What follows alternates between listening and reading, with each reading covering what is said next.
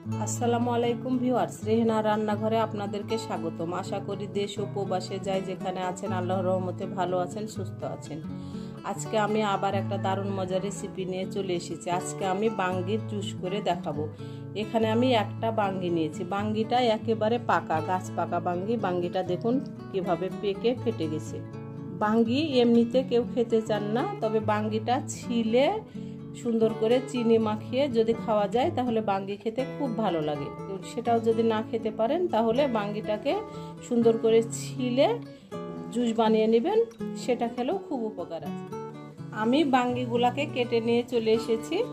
আপনারা বাঙ্গিগুলা এভাবে কেটে চিনি মিশ করেও খেতে পারেন। বাঙ্গিটা এভাবেও খাওয়া যায়।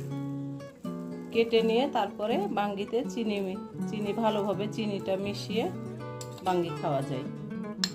আমি এখানে চিনি দিয়ে দিলাম। এভাবে সুন্দর করে কেটে নিয়ে চিনি মিশ করে বাঙ্গি খাওয়া যায়। বাঙ্গিটা পানসা, কিন্তু এভাবে চিনি মিশ করে যদি খান তাহলে বাঙ্গিটা খুব সুন্দর লাগে খেতে, খুবই মজা লাগে।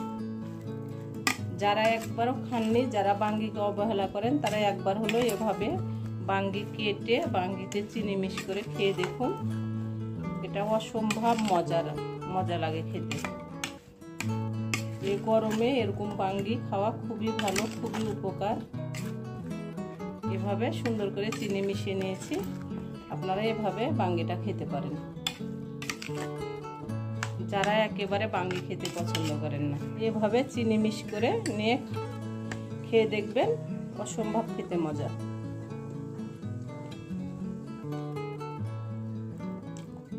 একবার হলেও বাঙ্গিটাকে অবহেলা করবেন না। বাঙ্গিটা কিনে আনার পরে কেটে সুন্দর করে চিনি মাখিয়ে খেয়ে দেখবেন, অসম্ভব খেতে মজা, অসম্ভব খেতে মজা। বাঙ্গিটাকে আমি একটা ব্লেন্ডারের জায়গায় ভরে নিয়েছি।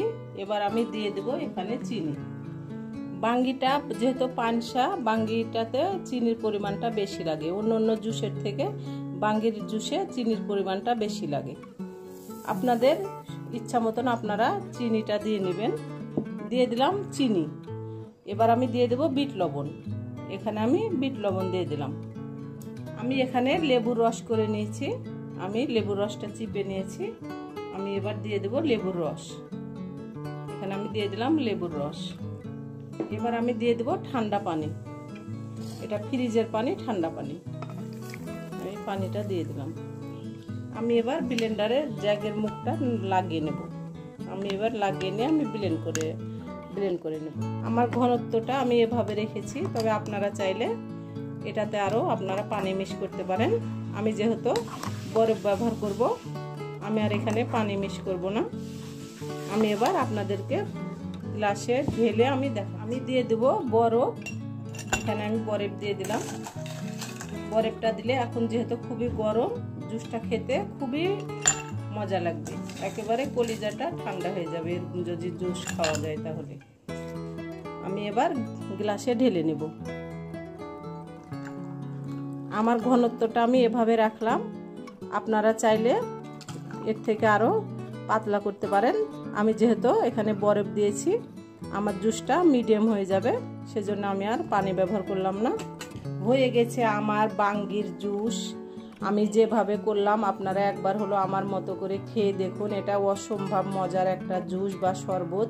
আমার জুসটা যদি ভালো লাগে তাহলে অবশ্যই আমার ভিডিওটা দেখার অনুরোধ রইল। যদি ফেসবুক থেকে দেখেন তাহলে একটা ফলো দিয়ে দিবেন। যদি ইউটিউব থেকে দেখেন তাহলে একটা সাবস্ক্রাইব করার অনুরোধ রইল। হাতে যদি সময় থাকে তাহলে অবশ্যই একটা শেয়ার দিয়ে দিবেন। আপনাদের একটা শেয়ার আমি অনেক দূর এগিয়ে যেতে পারবো। আপনারা আমাকে সাপোর্ট করুন, আমার পাশে থাকুন। এই চ্যানেলটিতে সব থেকে বেশি প্রয়োজন আপনাদের সাপোর্টের। আপনারা যদি আমাকে সাপোর্ট না করেন, আমার পাশে না থাকেন, তাহলে আমি কোনোদিন এই চ্যানেলটি নিয়ে সামনে এগিয়ে যেতে পারবো না। আমি এবার আপনাদেরকে পরিবেশন করে দেখাচ্ছি। পরিবেশন করা আশা করি আমার রেসিপিটা অবশ্যই ভালো লাগবে। যদি ভালো লাগে তাহলে আমার চ্যানেলটিতে লাইক, কমেন্ট, শেয়ার করতে ভুলবেন না। বেশি বেশি করে সাবস্ক্রাইব করার অনুরোধ রইল। তাহলে আজকের মতো এখানে বিদায়। আবার অন্য কোনো রেসিপি নিয়ে আসবো। সবাই ভালো থাকবেন। আল্লাহ হাফেজ।